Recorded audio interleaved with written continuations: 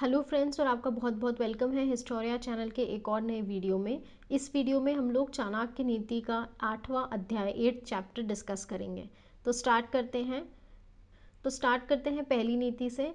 नीच वर्ग के लोग दौलत चाहते हैं, मध्यम वर्ग के दौलत और इज्जत दोनों चाहते हैं, लेकिन उच्च वर्ग के जो लोग होते हैं वो सिर्फ सम्मान चाहते हैं, क्योंकि उच्च वर्ग के लिए सम्मान ही असली दौलत है।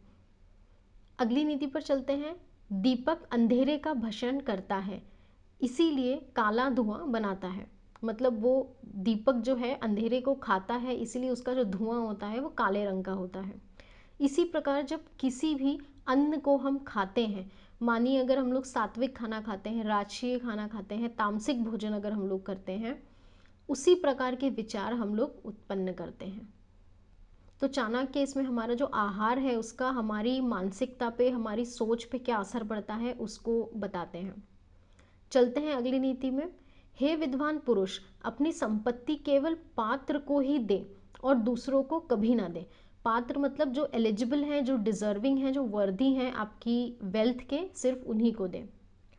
जो जल बादल को समुंदर देता है वह बड़ा मीठा होता है। बादल वर्षा करके वह जल पृथ्वी के सभी चल अचल जीवों को देता है और फिर उसे समुद्र को लौटा देता है। विद्वान लोग जो तत्व को जानने वाले हैं, उन्होंने कहा है कि मांस खाने वाले चांडालों से भी 1000 गुना नीच होते हैं, इसीलिए ऐसे आदमी से नीच कोई नहीं। तो अगली नीति पर चलते हैं। शरीर पर मालिश करने के बाद, स्मशान से चिता को धुआं देने के बाद, संभोग करने के बाद, दाढ़ी बनाने के बाद, जब तक आदमी नहा नहीं लेता तब तक वह चांडाल रहता है।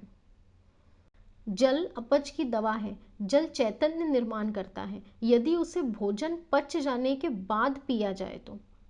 पानी को भोजन के तुरंत बाद पीना विष के समान होता है। अगली नीति है, यदि ज्ञान को उपयोग में न लाया जाए तो वह खो जाता है। आदमी यदि अज्ञानी है तो खो जाता है। सेनापति बिना सेना के खो जाता है और पति बिना पत्नी के खो जाता है। अगली नीति है, वह व्यक्ति अभागा है जो अपने बुढ़ापे में पत्नी की मृत्यु देखता है। वह भी अभागा है जो अपनी संपदा संबंधियों को सौंप देता है।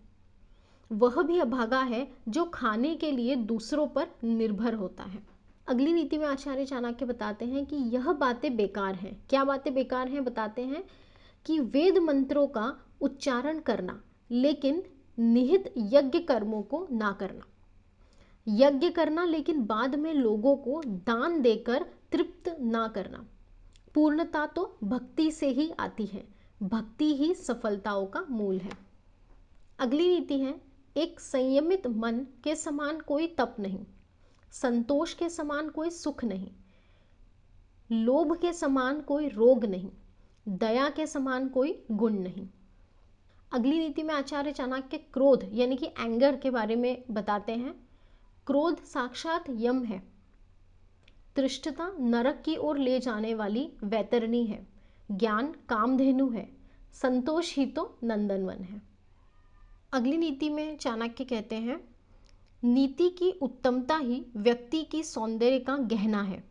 मतलब जो मॉरल एक्सेलेंस होता है, हम लोग में जो मॉरल क्वालिटीज़ हैं, वही व्यक्ति का गहना है। उच्च आचार से ही व्यक्ति ऊंचे लोक में जाता है। सफलता ही विद्या का आभूषण है। उचित विनियोग ही संपत्ति का गहना है। मतलब आप उसे किस तरीके से खर्च रहे हैं वो ही आपकी संपत्ति का गहना है। अगली नीति है, नीति भ्रष्ट होने से सुंदरता का नाश होता है।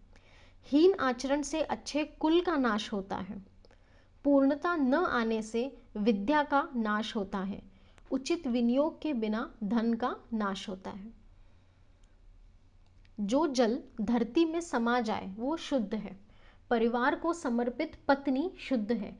लोगों का कल्याण करने वाला राजा शुद्ध है। वह ब्राह्मण शुद्ध है जो संतुष्ट है। अगली नीति में आचार्य चाणक्य बताते हैं कि कौन विनाश को प्राप्त होता है। असंतुष्ट ब्राह्मण, संतुष्ट राजा, लज्जा करने वाली वैश्य, कठोर आचरण करने वाली गृहिणी, ये सब जो हैं ये सब लोग विनाश को प्राप्त हो जाते हैं। अगली नीति है, क्या करना ऊंचे कुल का यदि बुद्धिमत्ता ना हो। एक नीच कुल में उत्पन्न होने वाला विद्वान व्यक्ति देवता के समान होता है।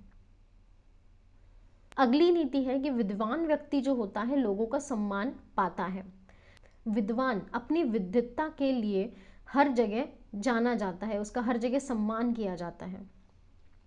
यह बिल्कुल सच है कि विद्या हर जगह सम्मानित की जाती है। अगली नीति है, जो लोग देखने में सुंदर हैं, जवान हैं, ऊंचे कुल में पैदा हुए हैं, वो बेकार है यदि उनके पास विद्या नहीं है।